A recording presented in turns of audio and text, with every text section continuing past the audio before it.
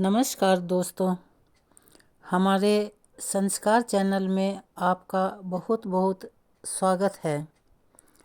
आज हम आपके लिए एक पौराणिक कथा जो माघ मास में स्नान के बाद सुनने से अति शुभ फल देती है लेकर आए हैं। माघ मास कथा महात्म्य अध्याय 19, 20, 21। इस कथा को पढ़ने सुनने मात्र से प्रभु के चरणों में स्थान प्राप्त होता है। 84 लाख योनियों के आवागमन से छुटकारा मिलता है। तो चलिए शुरू करते हैं कथा। माघ मास महात्म्य 19वां अध्याय। वह पांचों कन्याएं इस प्रकार विलाप करती हुई बहुत देर प्रतीक्षा करके अपने घर लौटी। जब घर में आई तो माताओं ने कहा कि तुम लोगों ने इतना विलंब क्यों कर दिया। तब कन्याओं ने कहा कि हम क्रीड़ा करती हुई किन्नरियों के साथ सरोवर पर थी और कहने लगी कि आज हम थक गई हैं और जाकर लेट गई।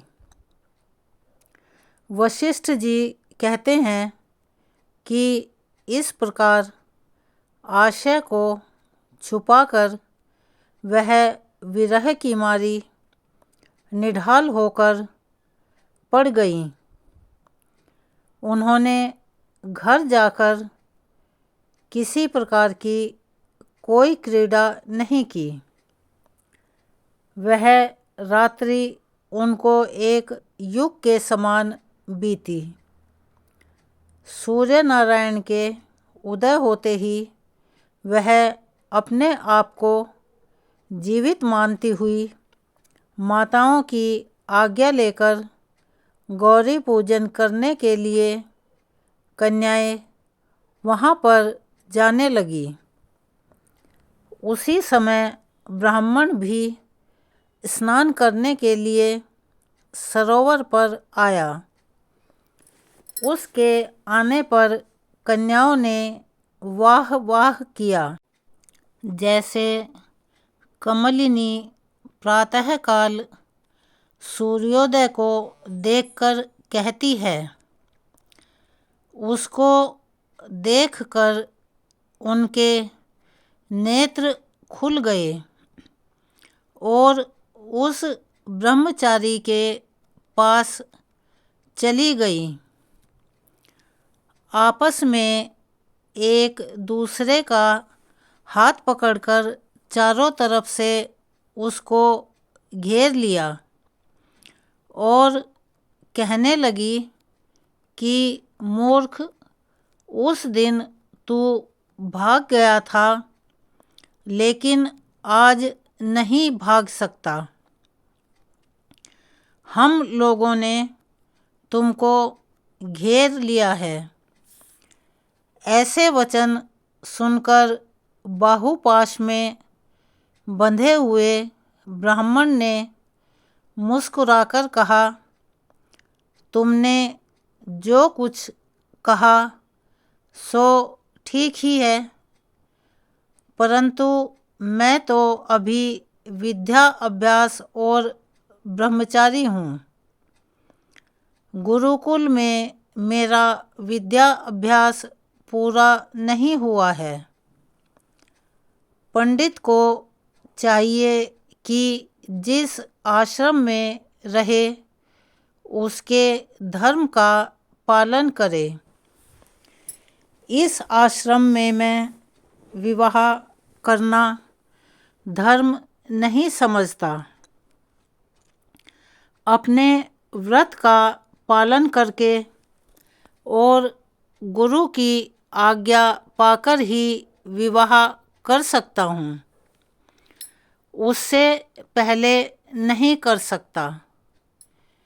यह बात सुनकर वह कन्याएं इस प्रकार बोली जैसे वैशाख मास में कोयल बोलती है। वह कहने लगी कि धर्म से अर्थ और अर्थ से काम और काम से धर्म के फल का प्रकाश होता है। ऐसा ही पंडित लोग और शास्त्र कहते हैं।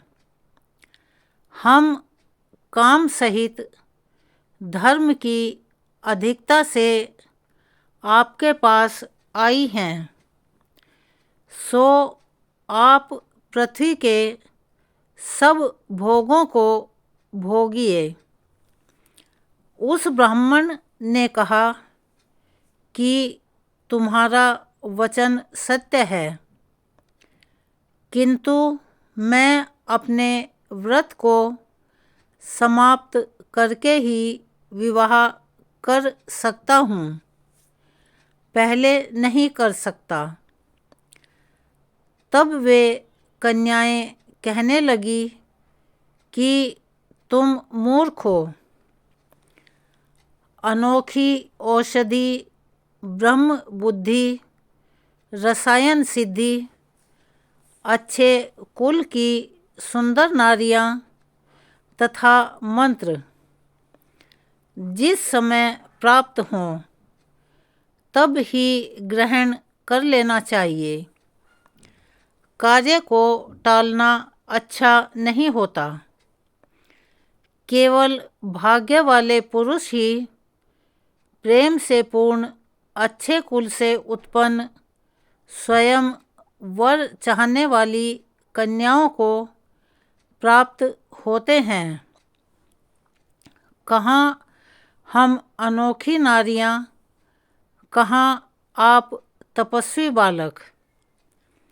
यह बेमेल का मेल मिलाने में विधाता की चतुराई ही है।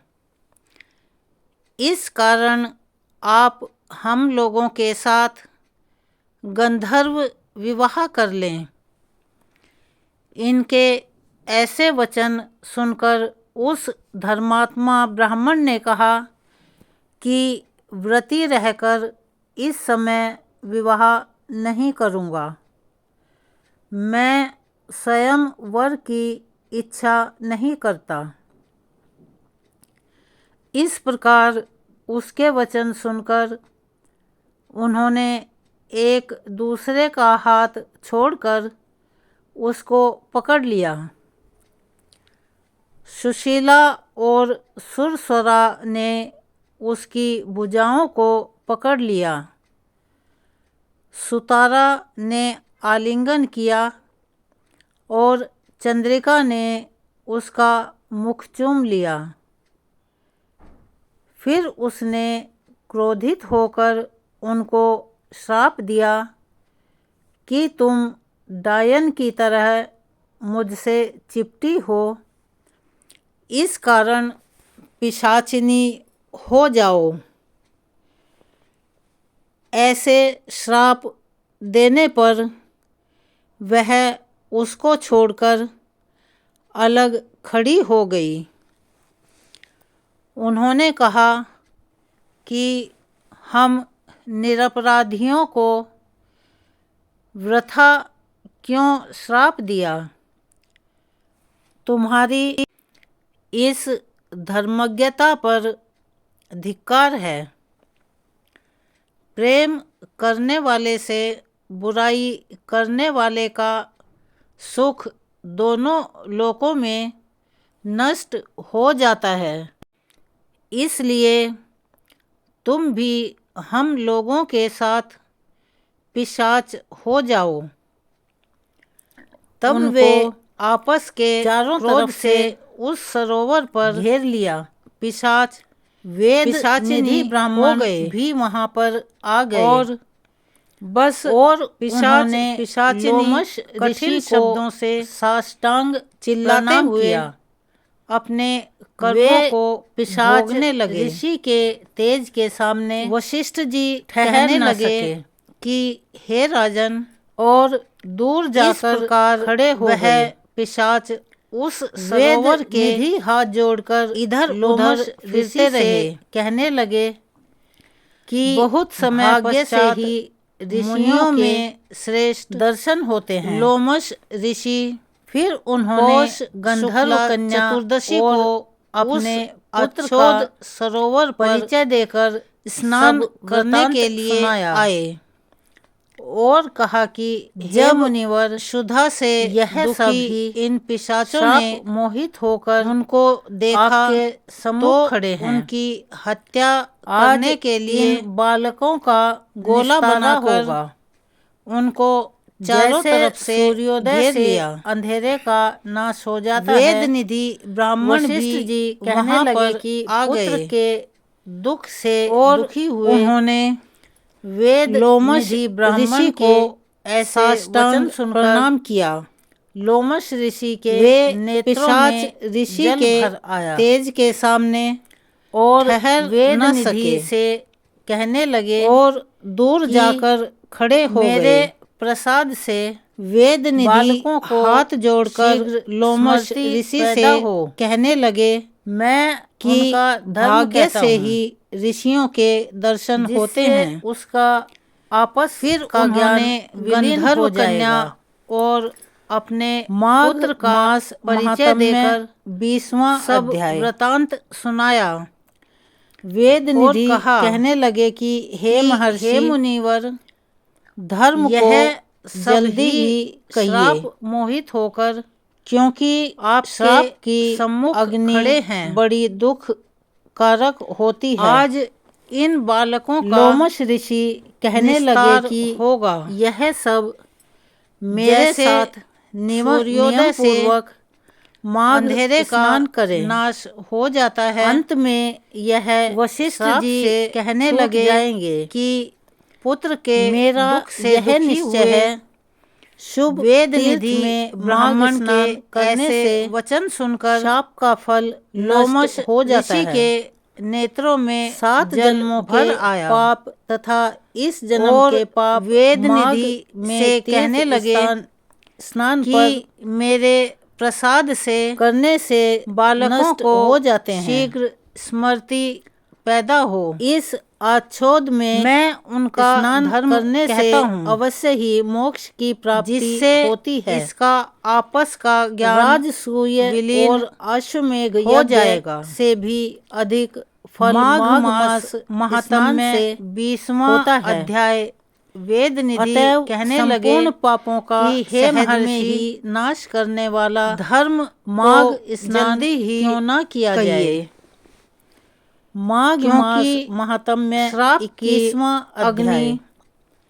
बड़ी लोमश जी दुखकारक कहने होती लगे है कि पूर्व काल में लोमश ऋषि अवंती कहने लगे देश में वीरसेन कि नाम का यह एक सब राजा मेरे था। साथ नियम उसने पूर्वक नर्मदा माघ के किनारे स्नान करे, राजसूय यज्ञ किया अंत में और यह अश्वमेघ श्राप से यज्ञ भी छूट जाएंगे। किए, जिनके मेरा खंबे यह सोने के निश्चय बनाए है, गए।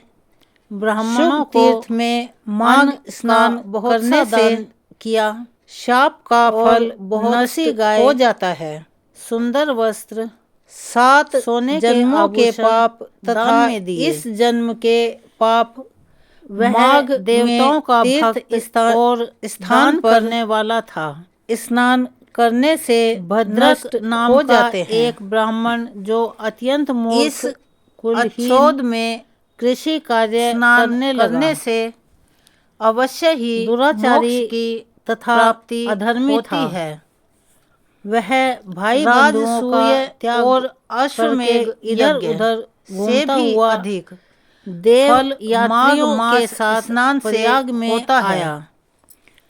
अतएव और संपूर्ण माघ में पापों का उनके साथ सहज में 3 ही दिन तक नाश करने स्नान वाला किया।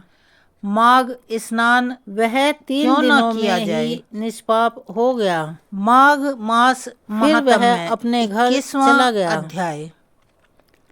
वह ब्राह्मण लोमश जी और कहने राजा लगे दोनों कि एक पूर्व ही काल में दिन मृत्यु को अवंती प्राप्त हुए। देश में वीरसेन नाम का राजा था। उसने नर्मदा के किनारे राजसूय यज्ञ किया और अश्वमेध यज्ञ भी किए, जिनके खंभे सोने के बनाए गए। ब्राह्मणों को अन्न का बहुत सा दान किया और बहुत सी गाय, सुंदर वस्त्र और सोने के आभूषण दान में दिए। वह देवताओं का भक्त और दान करने वाला था। भद्रक नाम का एक ब्राह्मण, जो अत्यंत मूर्ख, कुलहीन, कृषि कार्य करने वाला, दुराचारी तथा अधर्मी था, वह भाई बंधुओं का त्यागा हुआ इधर उधर घूमता हुआ देव यात्रियों के साथ प्रयाग में आया और माघ में उनके साथ 3 दिन तक स्नान किया। वह 3 दिन में ही निष्पाप हो गया। फिर वह अपने घर चला गया। वह ब्राह्मण और राजा दोनों एक ही दिन मृत्यु को प्राप्त हुए। मैंने इन दोनों को बराबर इंद्रलोक में देखा। तेज, रूप, बल, स्त्री, वस्त्र और आभूषणों में दोनों समान थे। ऐसा देखकर उसके महात्म्य को क्या कहा जाए। राजसूय यज्ञ करने वाला स्वर्ग का सुख भोग कर फिर भी जन्म लेता है, परंतु संगम में स्नान करने वाला जन्म मरण से रहित हो जाता है। गंगा और यमुना के संगम की हवा के स्पर्श से ही बहुत से दुख नष्ट हो जाते हैं। अधिक क्या कहें। और किसी भी तीर्थ में किए गए पाप माघ मास में प्रयाग में स्नान करने से नष्ट हो जाते हैं। मैं पिशाच मोचन नाम का एक पुराना इतिहास सुनाता हूँ। इस इतिहास को यह कन्याएं और तुम्हारा पुत्र भी सुने, उससे इनको स्मृति प्राप्त होगी। पुराने समय में देवद्युति नाम का बड़ा गंभीर और वेदों का पारंगत एक वैष्णव ब्राह्मण था। उसने पिशाच को निर्मुक्त किया।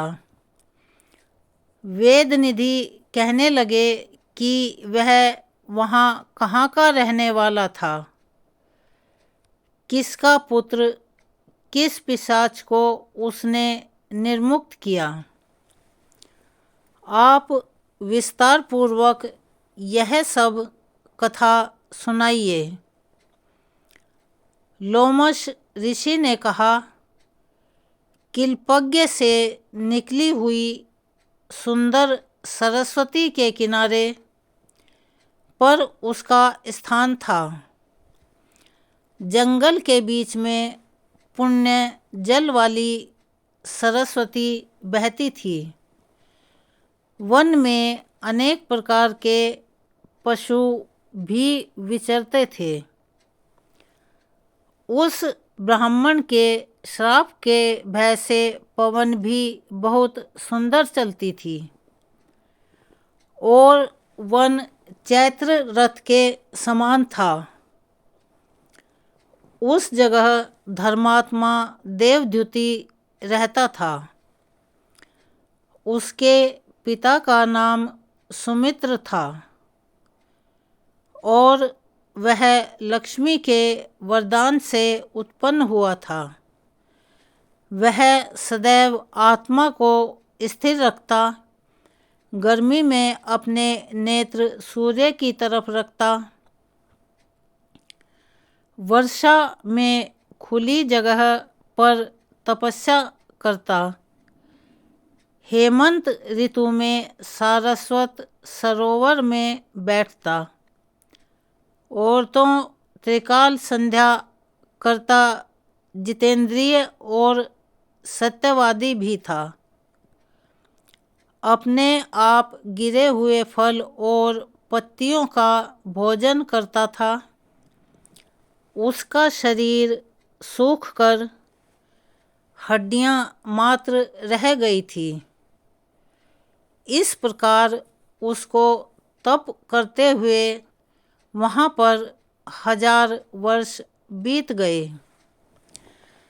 तप के प्रभाव से उसका शरीर अग्नि के समान प्रज्वलित था। विष्णु की प्रसन्नता और कृपा से ही वह सब कर्म करता। दधीचि ऋषि के वरदान से ही वह श्रेष्ठ वैष्णव हुआ था। एक समय उस ब्राह्मण ने वैशाख महीने की एकादशी को हरि की पूजा कर उनकी सुंदर स्तुति तथा विनती करी। उसकी विनती सुनकर भगवान उसी समय गरुड़ पर चढ़कर उसके पास आए। चतुर्भुज, विशाल नेत्र, मेघ जैसा स्वरूप। भगवान को स्पष्ट देखकर प्रसन्नता के मारे उसकी आँखों में आंसू भर आए और कृतकृत्य होकर उसने भगवान को साष्टांग प्रणाम किया। उसने अपने शरीर को भी याद नहीं रखा और भगवान के ध्यान में लीन हो गया। तब भगवान ने कहा कि हे देवद्युति, मैं जानता हूँ कि तुम मेरे परम भक्त हो। मैं तुमसे अति प्रसन्न हूँ। तुम वर मांगो। इस प्रकार भगवान के वचन सुनकर प्रेम के मारे लड़खड़ाती हुई वाणी में कहने लगा कि हे देवाधिदेव, अपनी माया से शरीर धारण करने वाले, आपका दर्शन देवताओं को भी दुर्लभ है। अब आपका दर्शन भी हो गया, मुझको और क्या चाहिए। मैं सदैव आपकी भक्ति में लगा रहूं। उसके वचन सुनकर भगवान कहने लगे कि ऐसा ही होगा। तुम्हारे तप में कोई बाधा नहीं पड़ेगी। जो मनुष्य तुम्हारे कहे गए स्तोत्र को पढ़ेगा, उसकी मुझ में अचल भक्ति होगी। उसके धर्म कार्य संपूर्ण होंगे और उसकी ज्ञान में परम निष्ठा होगी। अगर आपको हमारी ये कहानी पसंद आई हो तो प्लीज़ हमारे चैनल को सब्सक्राइब करें, लाइक करें, ज़्यादा से ज़्यादा शेयर करें ताकि यह जानकारी ज़्यादा लोगों तक पहुंच सके। हम आपके लिए ऐसी ही और कहानियाँ लेकर आते रहें। हमें अपना सहयोग दें। अगर आपको हमारी वीडियो में या हमारी कहानी में कोई कमी नज़र आती है तो कृपया कमेंट करके हमें बताएं। हम उन्हें सुधारने का पूरा प्रयास करेंगे। धन्यवाद।